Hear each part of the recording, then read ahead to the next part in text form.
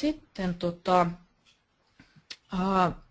meillä on tämmöinen stressileikkuri, valmennuspäivä, ja Petri kertoo kohta näistä käytännön asioista lisää, mutta tämä on tosiaan tuolla tammikuun lopulla Vantaalla, mihin me nyt mielellään kutsutaan teitä kaikkia tulemaan mukaan. Eli siellä tulee olemaan sitten, päästään vähän syvemmälle vielä näissä asioissa, ja tietenkin tosi mukavaa sitten olisi nähdä teitä myös kasvotusten, saada kasvot nyt tälle nimilistalle, mikä täällä näkyy.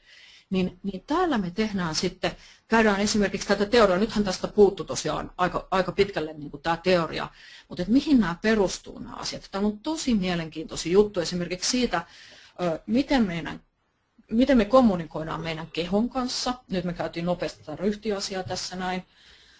Sitten miten meidän aivot toimii siinä niissä stressitilanteissa, missä kohtaa ne ei toimi, mitkä asiat niihin vaikuttaa, miten me voidaan niitä ennaltaehkäistä niitä sudenkuoppia. Sitten me tehdään erilaisia priorisointiharjoituksia, joita sitten valitaan sen porukan. Me tehdään siinä sitten se valinta, että mitä harjoituksia tehdään, että saatte itse sitten vaikuttaa siihen. Ja sitten tehdään tämmöisiä aikavarkaiden torjuntasuunnitelmia, eli minkälaisia työkaluja te saatte sieltä. Se on ihan mahtavaa, koska niissä joka kerta näistä tulee uusia juttuja, myös minulle uusia juttuja. Eli siellä on aina joku uusi idea sitten jollakin.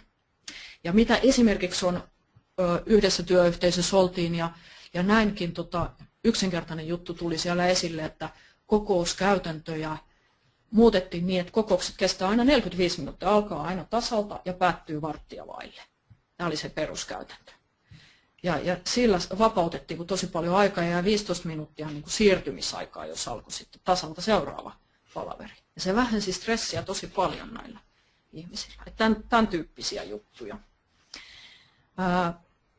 Sitten havainnollistetaan erilaisilla harjoitteilla sitä, että miten tunteet meihin vaikuttaa, koska meillä kaikillahan on koko ajan tunteita, ja olit sitten asiantuntija tai insinööri tai hoitoalalla tai millä tahansa alalla, niin me joko voidaan havainnoida niitä tai sitten jättää ne havaitsematta.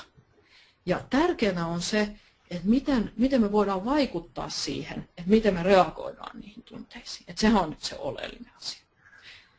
Ja tämä ei ole tarkoitus olla mikään tämmöinen terapiaistunto, vaan meidän niin kuin hyvin käytännönläheisesti, että miten se näkyy siellä meidän työelämässä jokapäiväisessä tekemisessä.